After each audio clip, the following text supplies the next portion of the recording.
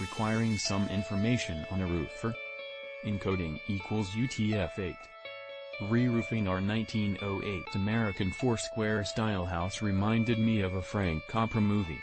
For once, things actually went as planned.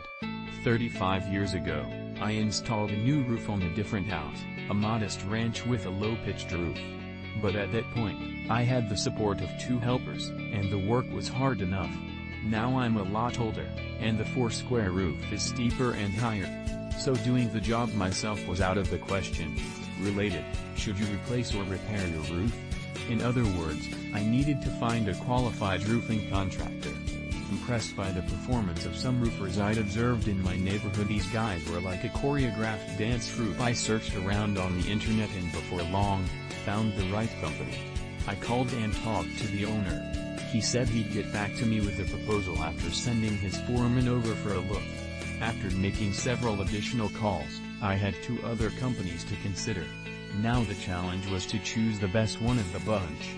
How did I do it? By following 3 golden rules of hiring contractors. 1. Contact ourselves soon for more information on a roofer.